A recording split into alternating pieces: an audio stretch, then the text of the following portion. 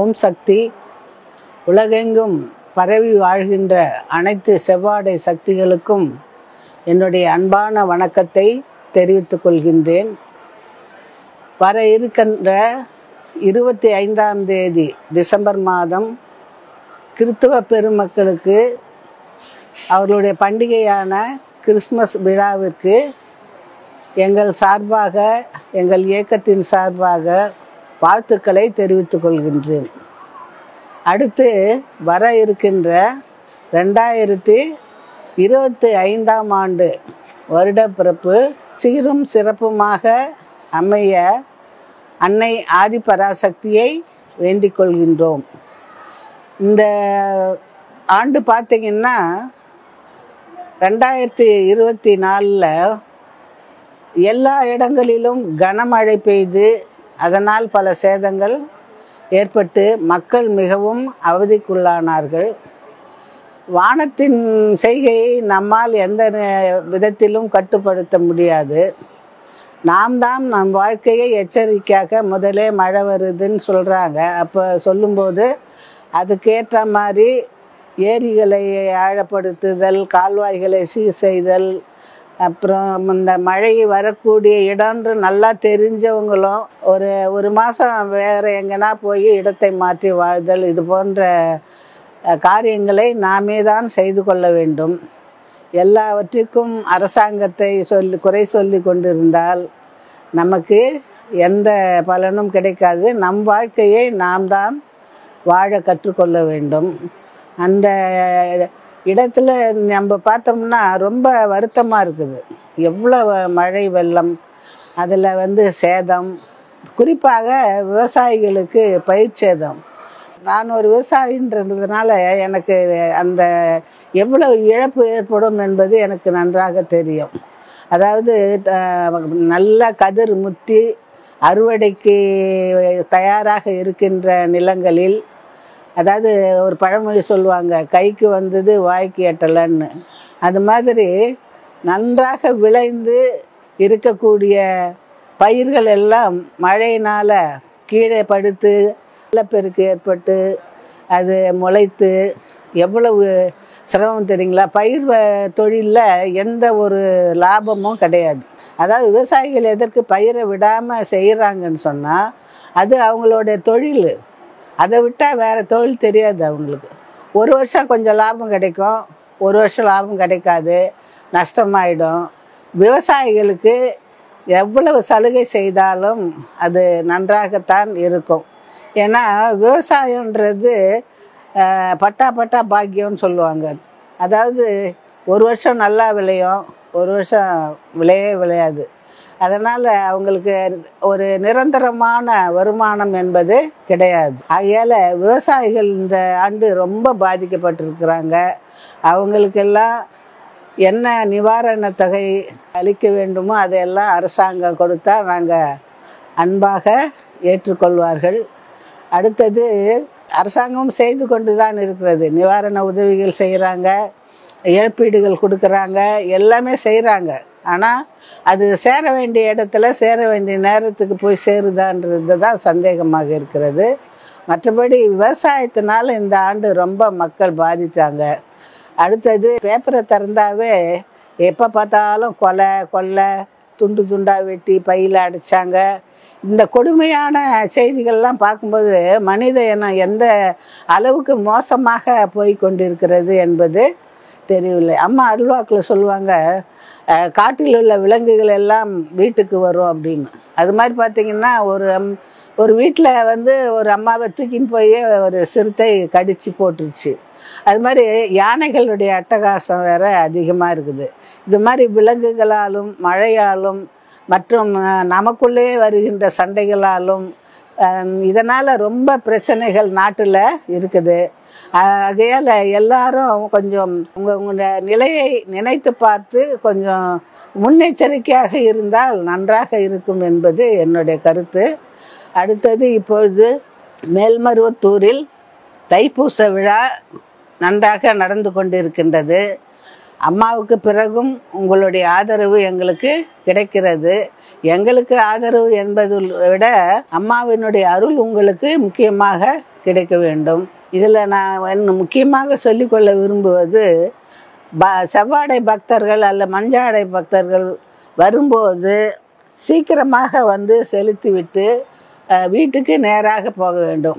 சில பேர் எங்கே பார்த்தாலும் செவ்வாடை கூட்டமாக இருக்குது தமிழகத்தில். அதுனா அம்மா என்ன சொல்லுவாங்க அருள்வாக்கில், மாலை போட்டுன்னு வந்தியா நேராக வா கோயிலுக்கு செலுத்து, நேராக வீட்டில் போய் கழட்டி வச்சுட்டு நீ அப்புறம் எங்கன்னா போ அப்படின்னு சொல்லுவாங்க. ஆனால் அப்படி இல்லாமல் ஒரு சீட்டு போட்டு அந்த சீட்டு பண்ணத்தில் டூர் மாதிரி மாலை போட்டுக்கிட்டு மருவத்தூரில் வந்து செலுத்திட்டு அங்கங்கே எங்கே பார்த்தாலும் இருக்கிறாங்க. சென்னையில் போட்டிங்கன்னா கடற்கரையில், சமாதிகளில், அப்புறம் கோயில்களில், எந்த கோயில்களில் இருந்தாலும் அதெல்லாம் அவங்களுக்கு அவங்களையும் ஒரு குறை சொல்ல முடியாது. ஒரு தடவை வரும்போது எல்லாத்தையும் சுற்றி பார்த்துட்டு போகிறோம், நம்ம எங்கே போகிறோம் எங்கே வரோம் அதை சுற்றி பார்த்துடலான்ற எண்ணத்தோடு வர்றாங்க. ஆனால் எனக்கு தெரிஞ்ச வந்து ஒரு விரதம்ன்ட்டு வரும்போது அந்த விரதத்தை முடித்து விட்டு தான் மற்ற வேலைகளுக்கு செல்ல வேண்டும்.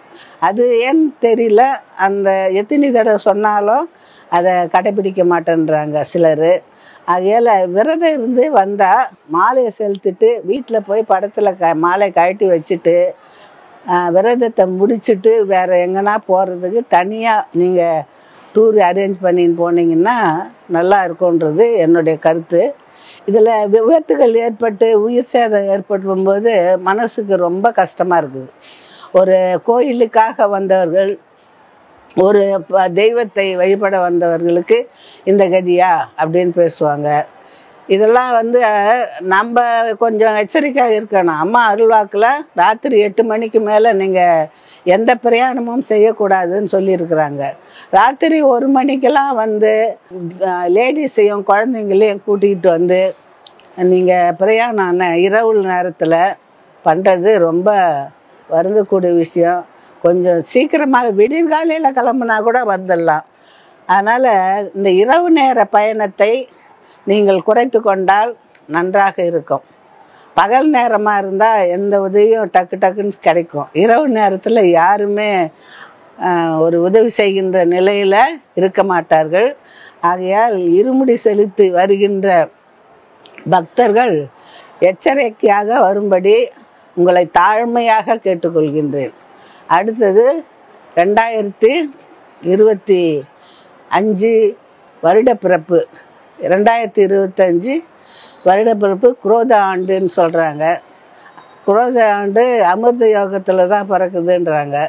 வருடப்பிறப்புன்னா அம்மா வந்து அருள்வாக்கு சொல்லுவாங்க. நாங்கள்லாம் போய் ஆசையாக அவங்கள சூழ்ந்துக்கிட்டு அம்மா இந்த வருஷத்தை பற்றி என்ன சொல்கிறாங்களோன்னு நோட்டில் எழுதுவோம். எங்களை பார்க்கின்ற பக்தர்கள் திருமதி அம்மாக்கிட்ட அருள்வாக்கு கேட்டு வந்து என்ன சங்கதி சொல்ல போகிறாங்கன்றத கேட்கறதுக்காகவே ரொம்ப ஆசையாக கூடுவாங்க. அப்படிப்பட்ட நிகழ்வுகள் எல்லாம் இன்றைக்கு நமக்கு இல்லாமல் போய்விட்டது. இல்லாமல் போய்விட்டாலும் அம்மாவனுடைய அருள் பார்வை, அந்த அருள் ஒளி இங்கே சுற்றி கொண்டு தான் இருக்கிறது. அதனால் நீங்கள் அம்மா இருக்கிறதாவே நினச்சிக்கிட்டு உங்களுடைய மனசுள்ள வேதனைகளுக்கு வேண்டுதலை வைங்க, விரதம் இருங்க, கோயிலில் நடைபெறுகின்ற விழாக்களில் கலந்து கொள்ளுங்க, எப்பவும் போல் இருங்க. அடுத்தது அன்னதானம் அம்மாவை சில பேர் சொல்லுவாங்க, கண்டிப்பாக நீ செய்யணும் அப்படின்னு சொல்லிட்டு. அப்படி சொன்னவர்களுக்கும் சரி சொல்லாதவர்களுக்கும் சரி ஒரு அன்னதானத்துக்கு உங்களால் முடிந்த உதவியை செய்யும்படி நான் மீண்டும் கேட்டுக்கொள்கின்றேன். அடுத்தது இந்த வருஷ பரப்பினுடைய பலன்களை உங்களுக்கு தெரிஞ்சுக்கணும் அப்படின்னா சில பேர் பஞ்சாங்கத்தில் தெரிஞ்சுக்கிறாங்க, சில பேர் ஜோதிடத்தில் தெரிஞ்சுக்கிறாங்க. இந்த செவ்வாடை பக்தர்கள்லாம் அம்மா என்ன சொல்லுதோ அதுதான் எங்களுக்கு இந்த வருட பலன் என்ற ஒரு நம்பிக்கையோடு, முழு நம்பிக்கையோடு இருந்தவர்கள். நான் என்ன சொல்கிறேன்னா, பழைய வருடப்பிறப்பு அம்மா சொன்ன இதெல்லாம் நீங்கள் மறுபடியும் எடுத்து படித்து பாருங்கள். அதில் உங்களுக்கு நல்ல ஒரு ஒரு மகிழ்ச்சியான செய்திகள் அல்லது நம்ம எப்படி எச்சரிக்கையாக இருக்க வேண்டும் அப்படின்றதெல்லாம் பழைய அருள்வாக்கிலே சொல்லலாம். அம்மா இல்லாத அருள்வாக்கு இல்லை. நாங்கள் வரோம், கோயிலை சுற்றுவோம், அம்மா சுற்றுறதை பார்ப்போம், அருள்வாக்கு கேட்போம், மந்திரிப்பில் கலந்துக்குவோம், எங்களுக்கு இப்போ என்ன பண்ண முடியுது அப்படின்றீங்க. அப்படி நீங்கள் நினைக்கும் போது எங்களுடைய நிலைமை, குறிப்பாக என்னுடைய நிலைமை என்ன ஆகுன்றத நீங்கள் நினச்சி பார்த்து என்னை பார்த்து நீங்கள் தைரியமாக இருக்கணும். அதுதான் நான் சொல்லக்கூடிய ஒரு செய்தி. இந்த வருஷம் உங்களுக்கு நல்ல வருஷமாக அமையணும். நீங்கள் நினைக்கின்ற காரியங்கள் நடக்கணும். உங்களுக்கு பிள்ளைகள் நன்றாக படிக்க வேணும். திருமணமாகாத குழந்தைகள் திருமணம் ஆகணும். குழந்தை பேர் இல்லாதவர்களுக்கு குழந்தை பேர் கிடைக்க வேண்டும். இப்படி எல்லா வளமும் பெற்று நீங்கள் சிறப்பாக வாழ வேண்டும் என்று அன்னை ஆதிபராசக்தியை வேண்டி கேட்டுக்கொள்கின்றேன். இந்த வருடப்பிறப்பு வாழ்த்துக்களை நீங்கள் ஒவ்வொருவரும் பகிர்ந்து கொண்டு மகிழ்ச்சியாக கொண்டாட வேண்டும் என்று கேட்டுக்கொண்டு విడబెరిగిండ్రేన్. ఓం శక్తి. అమ్మ అనుగ్రహం కావాలి అంటే మన బంగారు అమ్మ తెలుగు యూట్యూబ్ ఛానల్ని తప్పక సబ్స్క్రైబ్ చేసుకోండి. అమ్మ చూపే మార్గాన్ని అనుసరించండి.